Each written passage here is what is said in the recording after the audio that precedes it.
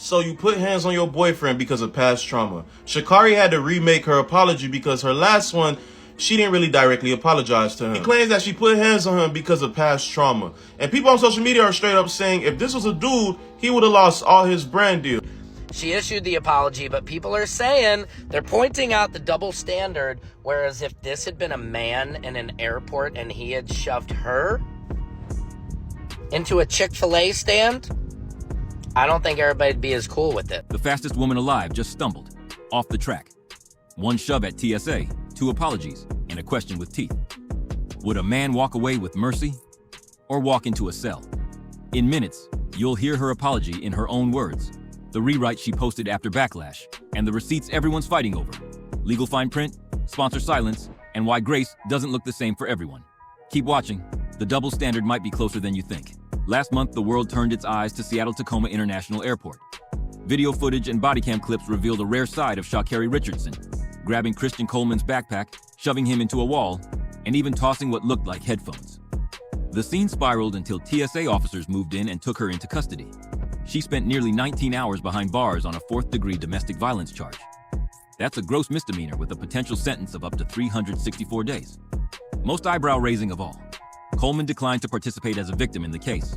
Pause for a second. Imagine this scene if Coleman had done the same to her. Body cam footage, cuffs, a charge.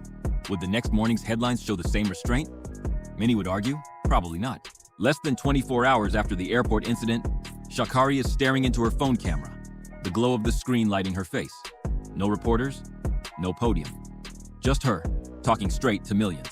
Hey y'all, it's Sha'Carri, and more than anything, definitely a lot of self-reflection, a lot of understanding of not only putting myself in a compromised situation, but somebody that I have a deep care and appreciation for as well is something that holding myself accountable. I see myself, I'm taking this time to not only see myself, but give myself a certain level of help that overall is going to reflect who I truly am in my heart and my spirit, and not allowing this moment, but accepting this moment to be more. And so my only thing is I want to be more, not even just for myself, for my family, for my fans, and overly appreciate y'all supporting me and showing up and even holding me accountable to being my best self. So more than anything, I refuse to my family, for my fans, and overly appreciate y'all supporting me and showing up and even holding me accountable to being my best self. So more than anything, I refuse to run away, but not refuse to run, but I refuse to run away, but face everything that comes to me head on, because everything on the other side is greater, but you gotta go through in order to get there. So I'm Sha'Carri, y'all. I appreciate y'all, and one love, much love, and y'all be blessed. She says she put herself in a compromised situation.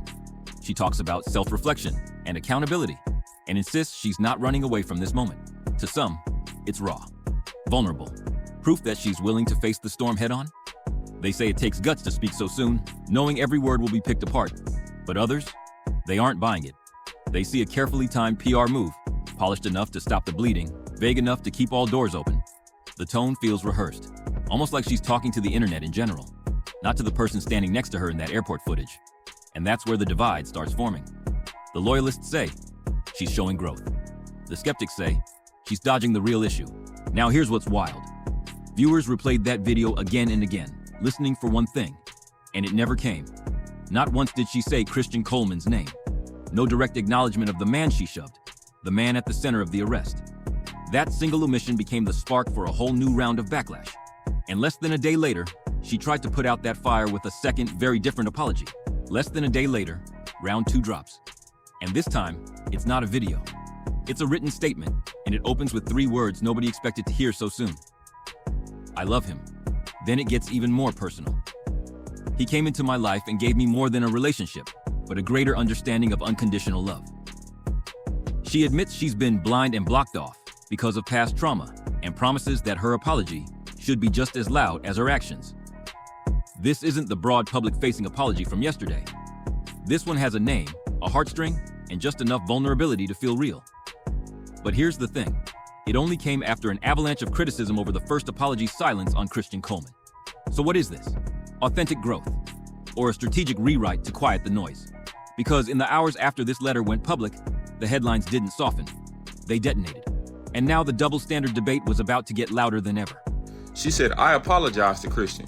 He came into my life, gave me more than a relationship, but a greater understanding of unconditional love from what I've experienced in my past. Due to my past trauma and pain, I was blind and blocked off to not only receive it, but give it.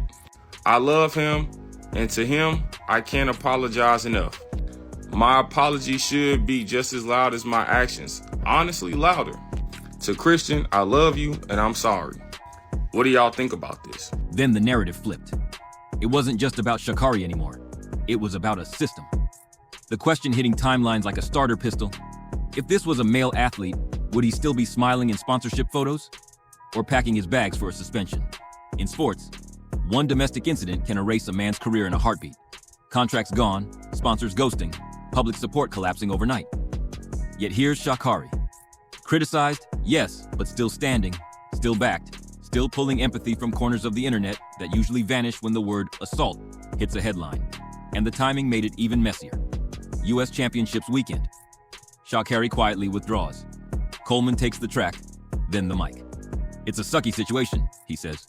She shouldn't have been arrested. He talks mercy, grace, mutual growth. Half the public crowns him the blueprint for loyalty. The other half accuses him of enabling, or worse, protecting a double standard that's been in play for decades. This isn't just about who's fast on the track, it's about who gets to keep running when they trip. And if you think the answer's obvious, keep watching. Now for the part where it gets messy, the brand game. Sha'Carri isn't just a sprinter, she's a walking billboard. And Nike? They're not pulling her ads, not even blinking. She's still in commercials, still the face, still marketable. That's almost unheard of when scandal strikes. Flip the genders though, and history shows the opposite. Male athletes have watched their sponsorships evaporate in hours after a single allegation. So what's going on here? Is this the privilege of being a megastar? Or proof we're softer on women when the controversy cuts close? Every contract has a morals clause, but those clauses seem to hit harder on one side of the gender line. For men, one bad headline can set off a chain reaction of cancellations. For Sha'Carri, even with an arrest on her record, the machine keeps rolling. This isn't just about a shove at an airport. It's about how the business of sports decides who gets to keep their spotlight. And in this race, the rules don't look the same for everyone. Here's the twist. On paper, Sha'Carri's already locked for the World Championships, reigning 100-meter queen, automatic bye. Unless USATF steps in, she'll be walking onto a global stage while her airport arrest is still echoing online. But the legal system? It doesn't care about track records. Washington prosecutors don't need Christian Coleman to file a thing. They've got video, TSA reports, eyewitness accounts. Even a misdemeanor conviction could bleed her income, gut her endorsements, and chain her travel schedule. Rack up another incident, and the charge upgrades to felony territory, 5 years max. Meanwhile, the internet's split-screen verdict is already in motion. One feed is waving number protect black women. Another is demanding accountability with zero grace period. The clock is ticking, not just on her next race, but on the public's patience. And when that timer hits zero, the fallout could make the airport look tame. Let's rewind. Because Sha'Carri's story didn't start with TSA handcuffs. It started in Dallas, tearing up high school tracks, then exploding at LSU with times so fast they rewrote the record books. By 2019, she wasn't just quick, she was one of the fastest women alive. Then came 2021. Just days before the Olympic trials, her biological mother passed away. She still won the 100 meters, but a positive marijuana test ended her Tokyo dream before it began. The headlines called it a fall from grace. She called it being human, literally printing the words "I'm human" on her wrist wrap. 2 years later, she turned that heartbreak into gold in Budapest, then silver in Paris. Every medal made the crowd louder, but so did the criticism. Social media labeled her cocky. Her fans fired back, confident. Love her or hate her, she's never run halfway. And now, this airport episode. Is it a detour? Or the next chapter in a career built on comebacks? The answer might depend less on her speed, and more on how evenly the world applies its rules. Here's where it all lands, with the question nobody can answer the same way. Would Sha'Carri Richardson still be the face of Nike? Still on track for Worlds?